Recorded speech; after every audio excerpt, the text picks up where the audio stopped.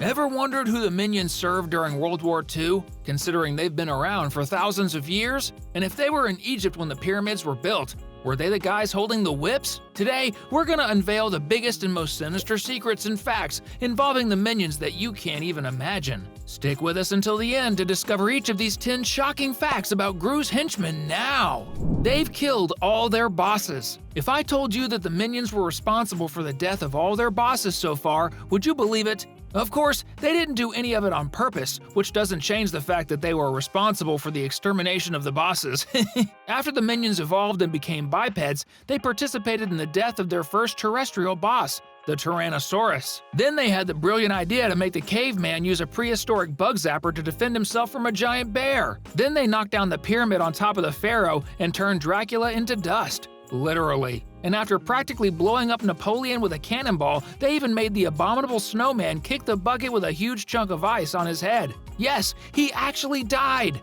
Not to mention Scarlet Overkill. Yes, you heard it right. Scarlet probably ended up being sentenced to death, since she was certainly accused of the most serious crime in the UK, conspiracy against the royal crown. Most people have no idea, but England had the death penalty until 1969, and the Minions movie is set in 1968, meaning a year before the end of capital punishment. Which means that yes, the Minions, and also Gru, were responsible for the end of the line for both Herb and Scarlet, if you catch my drift. Honestly, being followed by the Minions should be considered a kind of curse.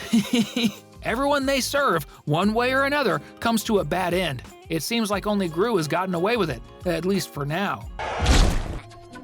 The Minions are really bad. Despite the funny voice and constant smiles of the Minions, we can't be fooled. The true calling of these little yellow creatures is indeed wickedness. We just talked about the Minions' genetics a moment ago, so we can consider the chance that the DNA of all the Minions predisposes them to follow the most evil being they can find. Essentially, this means that, at least indirectly, the Minions appreciate the evil deeds done by their boss, and they might even have actively participated in acts that humanity certainly considers heinous today. For example, when they built the pyramids, do you think they were the ones who carried stone by stone to get them done? Or were they the ones using whips to make the slaves in Egypt do the heavy lifting while they supervised, which went very, very wrong? For them, it would just be another task like any other. Another example we can take is Dracula, whom they turned into dust. It seems they don't really care if the vampire sucks the blood of his victims. They just want to serve the most evil man or woman they can find. We can say that the Minions' philosophy of life is really quite simple, even if it's very wicked. Don't you agree? They abandon their leader. When the leader isn't evil enough, the Minions will simply abandon them, sooner or later. The main confirmation of this happens in Despicable Me 3 at 2 different moments. They clearly revolt against Gru when they realize he's abandoned the life of a supervillain.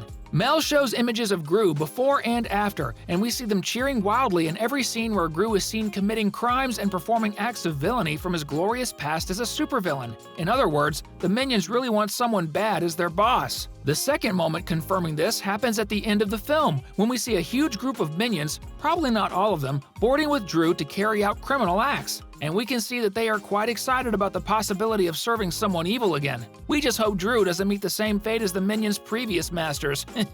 But unlike the Minions, we never abandon our leaders, who are our subscribers. If you're not a leader yet, click the subscribe button down below. Minions in World War II. Many people believe that during the Second World War, the Minions could have served that guy we can't and shouldn't mention. But the truth is, after analyzing the Minions' history, and you'll agree with us, the Minions probably didn't even know that this conflict had a global scale, and we can prove it. The scene where the Minions practically make Napoleon lose the war probably takes place around the year 1815, during the Battle of Waterloo. After that, they establish a Minion colony somewhere icy, which must be Siberia. Only in 1968 do the Minions go to England, which, if we do a quick calculation, means they spent about 153 years living in their igloos and ice huts. In other words, while the world was literally crumbling in gunpowder and conflicts, the Minions were rehearsing Christmas songs and playing ice football. That's why Kevin, Bob, and Stuart set out to find new leadership that could guide them back on the path of villainy. Unique Minion genetics. The truth is, Minions have a DNA completely different from any other on planet Earth. This is very clear. They don't age, since they've all been in the world for thousands, maybe millions of years.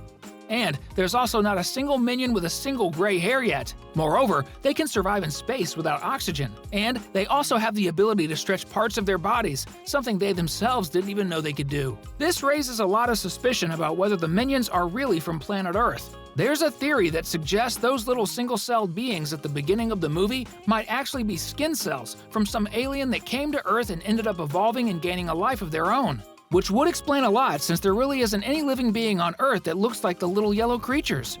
Minion Physiology. As we mentioned, minions have totally unique characteristics. Since the first Despicable Me movie, it was noticeable that Gru's minions have only 3 fingers on their hands, and with the release of the exclusive Minions movie, we could notice that it's the same number of toes on their feet. Moreover, they have some interesting details, like the fact that they have between 1 and 2 eyes, and speaking of which, have you ever noticed that no minion has ever been shown without their goggles so far? That's because they emerged from the water already wearing those goggles we all know so well, made from algae. There are some versions of them without the protective glasses out there, showing how minions would look without anything on their eyes. It didn't turn out too bad. What do you think?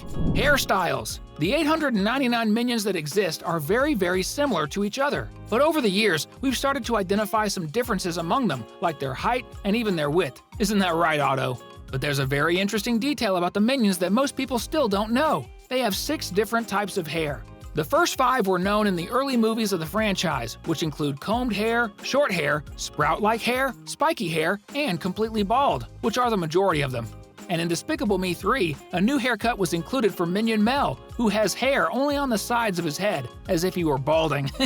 I like all the minions, but since we just talked about them, let's comment on #Mel down here today in honor of the only minion who has a different haircut from all the others.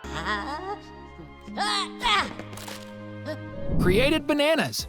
Hold on. We're not saying the minions created the fruit itself, but they created its name. This is because long before humans even existed on Earth, we can see that the 2 minions noticed a bunch of the fruit they love so much. And instinctively, they called it banana, christening the fruit with that name for the first time in history. After all, no other creature on the planet could speak at that moment. In this sense, we might even say that the minions created the first language in history. Despite sort of stopping evolving since they emerged from the water and became terrestrial beings, as that happened millions of years ago, and they look the same as they did when they emerged from the water, minions still managed one of the greatest cultural feats in history. They created the first known language, at least in the Despicable Me universe. The Minions language is known as Minionese, and as we saw in the previous topic, they started using it as soon as they emerged from the water, like when they meet the Tyrannosaurus. Moreover, they also named the fruit they love shortly after, as we already mentioned. It was developed by Illumination's creative team specifically for our funny yellow beings. And although it might seem indecipherable to non-experts in languages, the truth is, it's made up of words from real languages. Minionese includes words from Spanish, Russian, Korean, French, English, German, Indian, Filipino, and Italian. Now it's clear why you can understand bits and pieces of what they say, but never everything. Even poor Gru, who's been their boss for over 50 years, doesn't fully understand what they're saying.